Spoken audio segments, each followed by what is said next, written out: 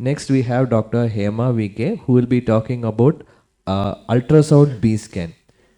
She is a vitreoretina fellow at Comtrust Eye Hospital.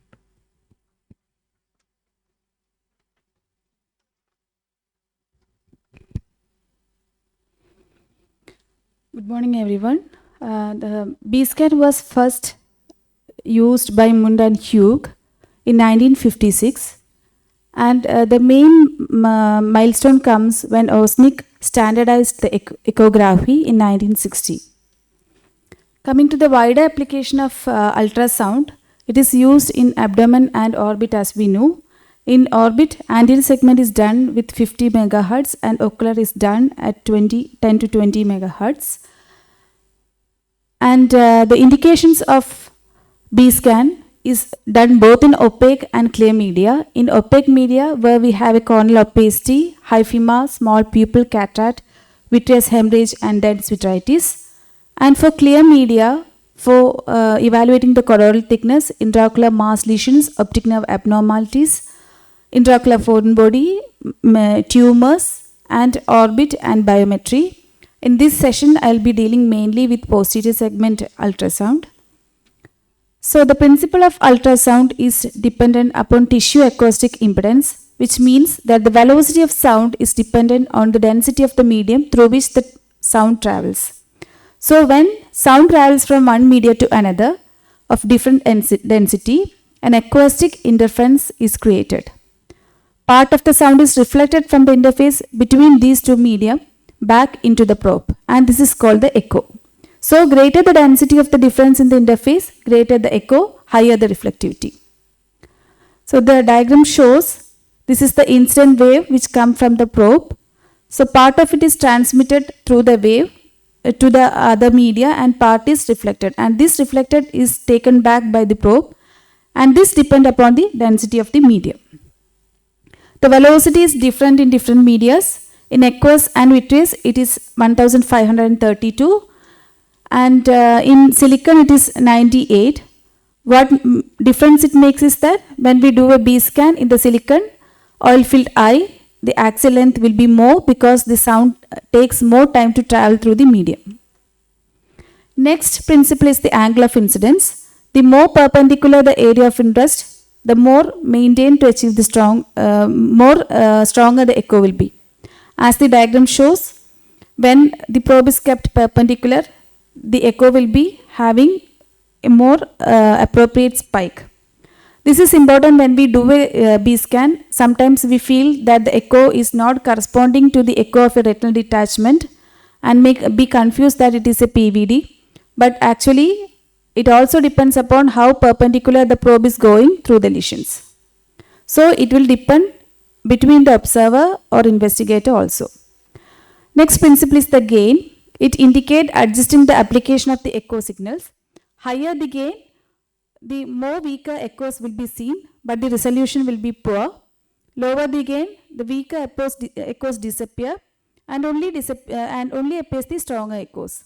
So it's better to start in a lower gain, and if you have any doubt whether the lesion is pathological, go into a higher gain. This is our B scan machine, which indicates a gain what we are normally using, that is 110. And this is the patient when the B scan is done at 110 gain. But when the gain was reduced to 94, we can see that the abnormal echoes are reduced and only some few echoes are persisting compared to the previous one. Another phenomenon in B scan is time gain compensation. It indicates the process of enhancing the returning echoes from the deeper structure by reducing those from the structure closer to the surface. This can be used mainly when we are evaluating a orbital lesion. You can increase the time gain compensation and go more posteriorly behind the retina to see the lesion. So display of the B scan, we can see the A mode, B mode, a combination mode, and 3D mode in newer images, and some have color Doppler. And A scan is also called an amplitude scan. It is a single dimension scan, and the spikes indicates the amplitude or reflectivity of the echoes. B scan is the brightness scan, and it is a two-dimension scan, and it shows dot echoes, clump echoes, membranous echo, etc. And the strength of the echoes is decided by the brightness of the spot. So what does each spike mean? These are mainly asked in our exams. First spike is a probe spike, followed by a cornea, anterior and posterior surface of the cornea, then anterior lens, surface, posterior. Then we have next echo. The vitreous is a echoless median in normal young patients, and the retina spike, scleral spike, and orbital fat spike. Three types of probe position are there: axial, transverse, and longitudinal. The axial scan is done with the patient in primary position. The probe is centered at the center of the cornea. This scan is easy to understand, and the evident landmarks in the scan are lens and optic nerve. So when evaluating macular optic nerve, we'll be doing a axial scan centered in patient in primary gaze centered on the cornea. So when we are given a chart like this and you are asked which scan is that, the scan which have the optic nerve, macula and capsule, that will be the axial scan. This question is mainly asked, usually asked in the exams. Next is the transverse scan. In the transverse scan, the patient looks in the direction of observer's interest. It is kept parallel to the limbus, placed in the opposite side where we are seeing. So when we are seeing the superior retina, or the probe is placed nasally or temporally, or when that is means that for vertical scan will be keeping the probe superiorly, and for horizontal scan will be keeping the probe nasally. Next is the longitudinal scan. In this, patient gaze is directed away from the probe towards the meridian being examined, and the probe marker is kept perpendicular to the limbus and towards the cornea. Usually it examines the anterior posterior slice of the globe. So this scan is used for examining the anterior posterior direction measurement of the tumors. The display of the B scan is usually a cluster of echoes. It can be either dot echoes or membranous echoes. Dot echoes or clump echoes are usually seen in vitreous hemorrhage, vitreous exudates, etc. and membranous echoes, RD, CDs, and the last one which we see will be choroidal retinal tumors. The differential diagnosis of dot echoes are degenerative vitreous conditions like age-related vitreous degenerations. They are low reflective and will be highly mobile.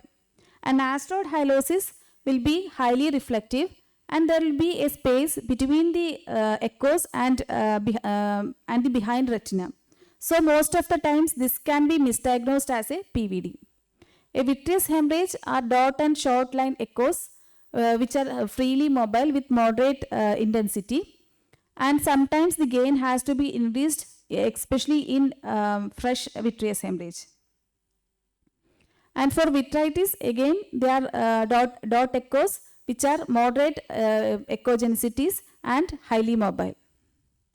So when you are given a scan like this, you will have a confusion whether it is a vitreous hemorrhage or asteroid hyalosis. This this scan is not that confusing because you already have a membranous echo suggesting a PVD and a retro echo space.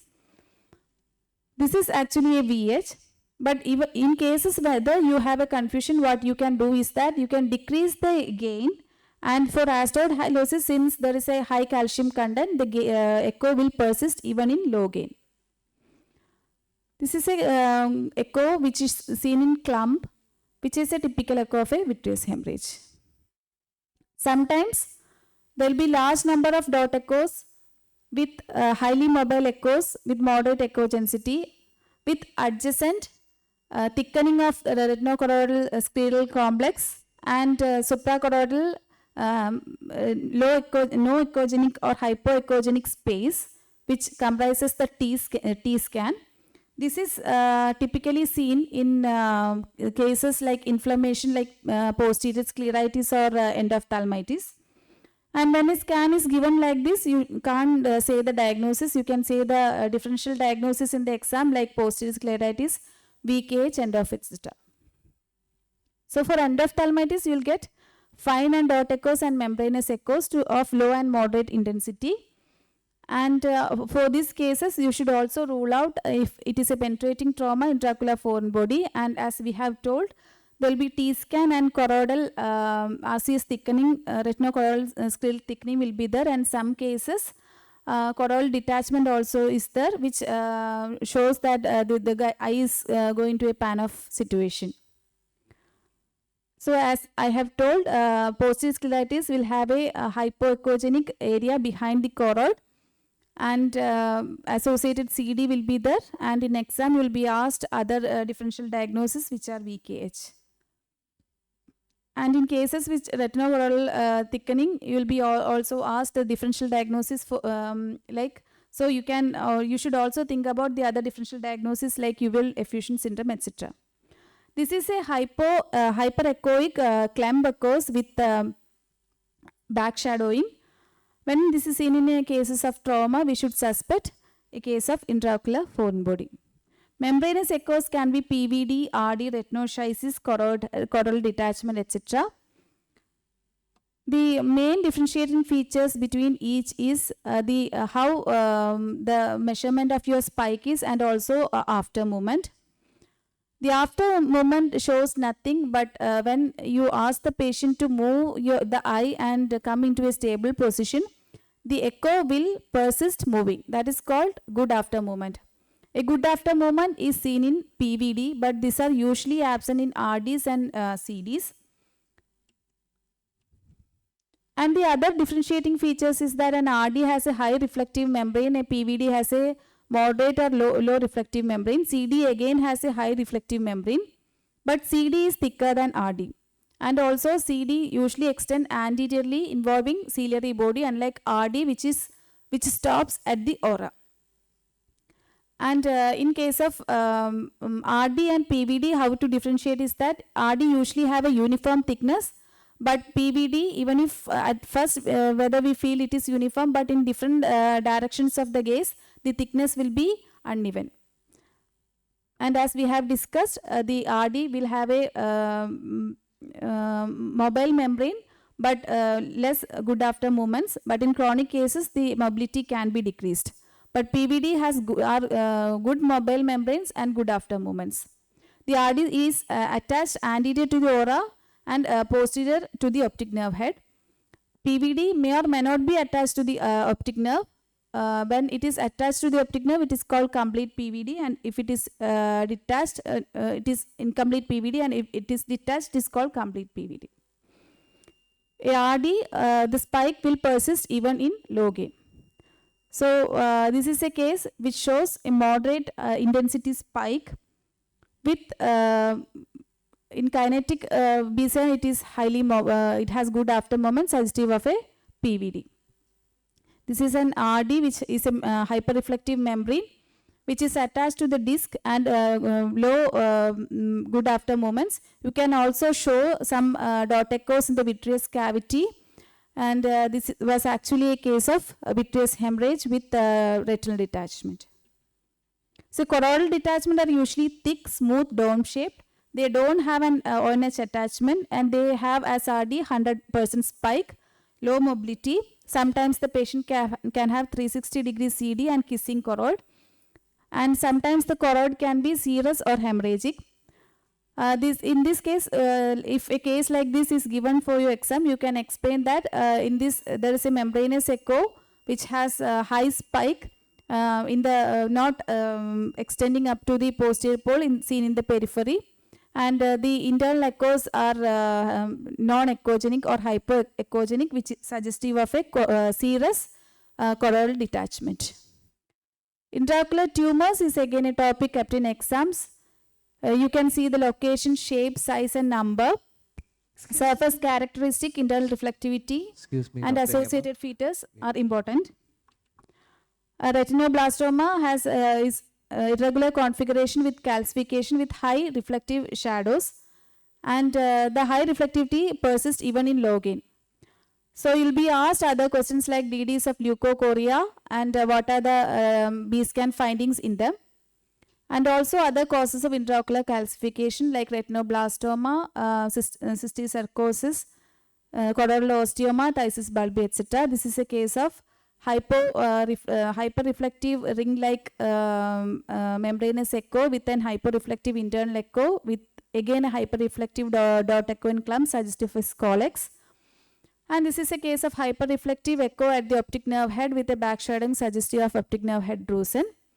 Choroidal melanoma, the pathognomic features is a collar button or mushroom appearance. If you see that, this is a choroidal melanoma until otherwise proven.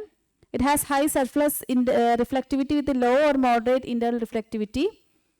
And also the internal reflectivity is homogeneous and you will have an exudative retinal detachment. And the other feature which is asked in exam is positive angle kappa, which means a decrescendo fashion due to the high surface reflectivity and low internal reflectivity. Excuse me, madam. Time. There can be choroidal excavation, etc. So you will be when you are given a scan printout in an exam, practical exam, you can read from anteriorly to posteriorly like lens, whether it is cataractus, it will be densely echogenic internally, and whether it is pseudophakic, you will see iole vibration. Vitreous echoes, retina, choroid, optic nerve, whether it is normal or RCS thickening. These many points you have to see, and also you have to relate it clinically. So when B scan is kept in the exam, you should think about the relevant clinical history, what the examiner has told. Read the findings, not the diagnosis. The examiner is expecting the findings, not your diagnosis. He already know the diagnosis. So don't be over smart. Don't jump into diagnosis. You say the differential diagnosis and other relevant findings what should be noted, like in vitreous hemorrhage, other like tractional detachment, IPCV or retinal tear, and how you will manage this case. These many points you have to think before you are attending the exam. Thank you. Thank you, Dr. Hema, for that extensive talk.